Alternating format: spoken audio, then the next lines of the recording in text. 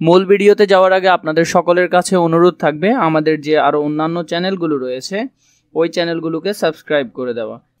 আসসালামু আলাইকুম অষ্টম শ্রেণীর সুপ্রিয় শিক্ষার্থীবৃন্দ, আশা করছি তোমরা সকলে ভালো আছো। এখন শুরু করব তোমাদের ডিজিটাল প্রযুক্তির 138 নম্বর পৃষ্ঠা থেকে এই ছবিগুলোর উত্তর আমরা লিখব অতীত এবং বর্তমান নিয়ে।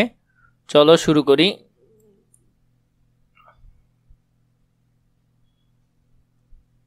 প্রথমে একটি ছবি দেওয়া রয়েছে যেখানে আগে মানুষ গরু দিয়ে হাল চাষ করত এবং বর্তমানে সেখানে ট্রাক্টর দিয়ে করা হচ্ছে। আদি যুগে মানুষ গরু দিয়ে কৃষিকাজ করত, বর্তমানে মানুষ ট্রাক্টর দিয়ে কৃষিকাজ করে। এরপরে দেখো, অতীতে মানুষ এভাবে খেলা দেখত, বর্তমানে মানুষ মোবাইলে খেলা দেখে। আদি যুগের মানুষ খেলার মাঠে গিয়ে খেলা দেখত,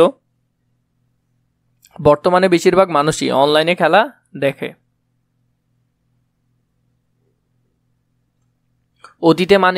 অতীতে মানুষ চিঠি পোস্ট করত, বর্তমানে মানুষ ইমেল করে।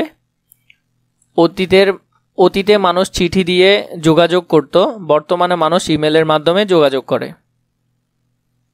এরপরে দেখো, এখানে সবজি কিনতে আগে মানুষ সবজি কিনতে বাজারে যেত, বর্তমানে মানুষ অনলাইনে অর্ডার করে সবজি কিনছে। আদি যুগে মানুষ বাজারে গিয়ে কেনাকাটা করত, বর্তমানে মানুষ অনলাইনে ই-কমার্সের মাধ্যমে কেনাকাটা করে। আসসালামু আলাইকুম অষ্টম শ্রেণীর সুপ্রিয় শিক্ষার্থীবৃন্দ, আশা করছি তোমরা সকলে ভালো আছো। এখন শুরু করব তোমাদের ডিজিটাল প্রযুক্তি বইয়ের 140 নম্বর পৃষ্ঠা থেকে এই ছকটি আমরা পূরণ করব। চলো শুরু করি। এখন আমরা আমাদের দৈনন্দিন নানান কাজে ডিজিটাল প্রযুক্তি ব্যবহার সম্পর্কিত কয়েকটি ঘটনা পড়ব। ঘটনাগুলো পড়ে আমাদের বিশ্লেষণ করতে হবে যে সেগুলো কি আমাদের জীবনে ইতিবাচক নাকি নেতিবাচক। ইতিবাচক হলে কেন এবং নেতিবাচক হলে প্রতিকারের উপায় কি, এসো তাহলে ঘটনাগুলো পড়ে বিশ্লেষণ শুরু করি। ঘটনা বিশ্লেষণ। অনলাইনে সহজে বিভিন্ন লক্ষণ জানিয়ে রোগ সম্পর্কে ধারণা পাওয়া যায়। অনেকে তাই এখন ইন্টারনেটে খুঁজে লক্ষণ জানিয়ে রোগ নির্ণয় করে সেই রোগের ওষুধ সেবন করছে। বিভিন্ন অনলাইন কোর্স করে অনেকে শিক্ষার্থী তাদের অন্যান্য অনেক বিষয়ে জ্ঞান এবং দক্ষতা অর্জন করছে।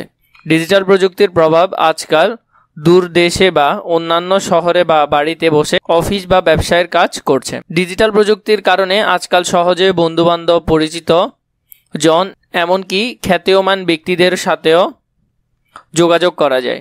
তারকাদের সামাজিক যোগাযোগের মাধ্যমে শেয়ার করা পোস্টে বিভিন্ন ধরনের মন্তব্য করছে। প্রথম যে ঘটনাটি, এই ঘটনাটির নেতিবাচক কারণ যে কোনো রোগের বিষয়ে বিশেষজ্ঞ ডাক্তারের পরামর্শ নিয়ে ওষুধ সেবন করতে হবে, অন্যথায় বিপত্তি ঘটতে পারে।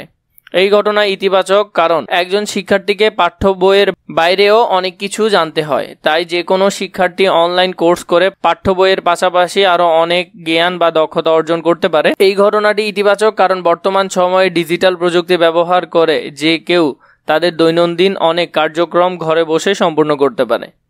এই ঘটনাটি ইতিবাচক কারণ সামাজিক যোগাযোগের মাধ্যমে পাওয়া সুবিধার পাশাপাশি অসুবিধাও রয়েছে, যে কেউ চাইলে অন্যের শেয়ার করা পোস্টের নিচে আপত্তিকর মন্তব্য করতে পারেন।